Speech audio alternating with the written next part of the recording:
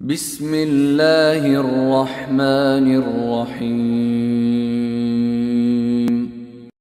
At one time or another, in both camps, they grew up in Christian, or at least nominally Christian households, but as adults they decided to convert to Islam. So, what prompted the switch? Susan Carland is a lecturer at Monash University in Melbourne, David Stanley is an electrician from Sydney, and Stacey Mohammed is a 25-year-old mum from Brisbane. Good morning to you all, and thanks for joining us. Good morning. Susan, if I can start with you, what prompted your decision to convert to Islam? I think I was a teenager when I became Muslim, and I think it was when I was a teenager I started just to have big questions about life, the universe and everything, and I started to explore lots of different answers to those questions, and much to my surprise, Islam seemed to be the one that continually came back to me with the answers that made the most sense to me. So eventually, yeah, when I was 19, I decided to convert. You say you were nominally Christian beforehand. Was your faith always a strong part of your life? Yeah, absolutely. I knew that I always believed in God, and I was raised in a household where we did go to church and those sort of things. And so it was always a very big part of my life and always a very positive part of my life. But I think when I was in my teens, I just started to wonder if I believed what I did because I thought it was true, or if it's just what I'd been raised to believe, and that's what sort of prompted the outward exploration, I guess. Mm. Okay, this is really interesting. David, describe your life before you converted to Islam. Typical young Aussie guy. Used to go out and, drink, smoke, have fun, just do crazy things. Also, I used to be quite a racist. Yeah, right. Yeah, and I didn't like Muslims at all. What did you know about Muslims before you became what I thought I knew about Muslims? Okay, so firstly, what I thought of Islam is I actually thought Islam was a place, and Muslims came from this place, and they hated everyone, and whoever wasn't a Muslim, I thought they wanted to convert them, and that was it. They're all from Islamabad. Yeah, pretty much. Yeah. What was the thing that made you go, this thing that I don't know anything about, Well, I now want to join up to? I very quickly, within the first minute of a conversation, I very quickly realised that my perception of Muslims and Islam was completely wrong, and straight away I started questioning myself and who I was and who I thought I was, and they were two completely different people. And so looking at you now, I mean, most people have a vision in their heads of what a Muslim man in Australia looks like, and it doesn't look like you. How has your life changed since you converted? More on a personal level, physically, like looking after myself a bit better, not drinking, not smoking, which I really wanted to fix up quite some time prior to that, but I just needed that initial kick. And just being a better person, not judging people the way I used to, and denied that I did. Yeah. So, Stacey, you also had what many would describe as a typically Australian upbringing. Can you tell us about that, and also about how your family reacted, I suppose, when you told them you were planning on converting to Islam? Yeah, my family, they're very supportive. I grew up in a very small country town in northern New South Wales. I had a great upbringing. I had a loving family. I'd say I was probably agnostic. So I didn't really tell them about my journey, because it was really inner journey rather than, telling everyone about what I was thinking about doing. And I started about 2008, so when I told them in 2010, they already had sensed that there was some changes within, so they handled it really good.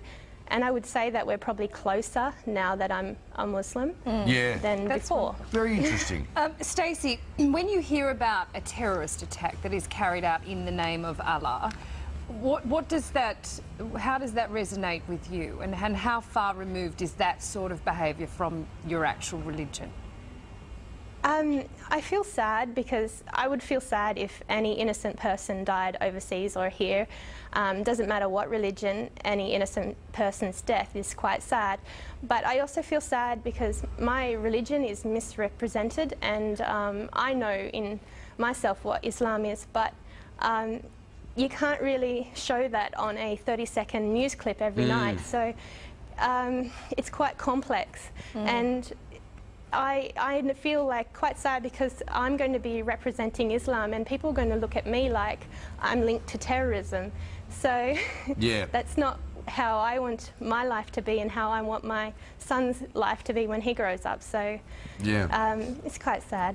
It's interesting, isn't it? You know, the media and in fact the public, I think, concentrate on the excesses of a particular group of Muslims, regards to the treatment of women, for example, regards to you know, terrorist activity. But we don't look at the Irish, for example, who blew each other up for, you know, 100 years and say, oh, it's because they're Christians, they're all terrorists. You know, we don't look at... It's the world's fastest growing religion, Islam. The Chicago area alone, home to an estimated 400,000 Muslim faithful. Tonight, why some people are making the switch to a religion many Americans have trouble understanding. Mark Saxenmeyer has our special report.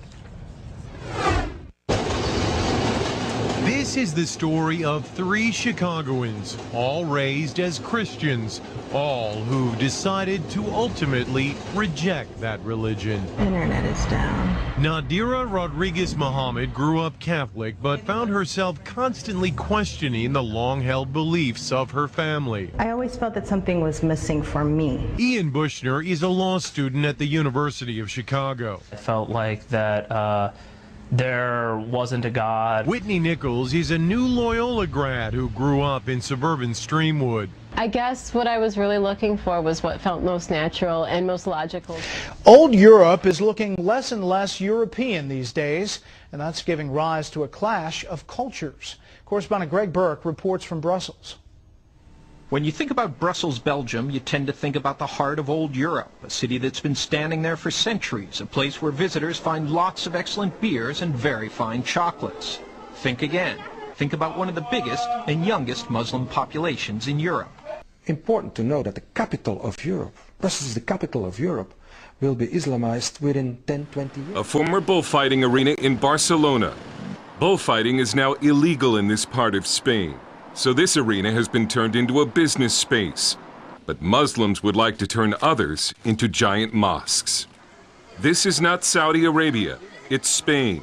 But Spain is undergoing a transformation. Muslims who once ruled most of Spain are returning in large numbers. In the city of Salt, parents have come to pick up their children from school.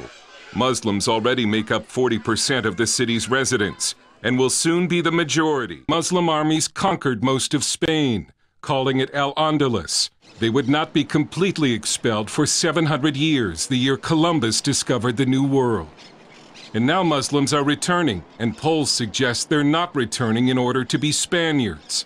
A Pew survey found that 7 out of 10 Muslims in Spain think of themselves as Muslim rather than Spanish. Sometimes the numbers tell the story. Case in point, the world's Muslim population is growing by leaps and bounds. Right now on Connect the World, we want to examine, though, the impact of a growing Muslim presence across the globe.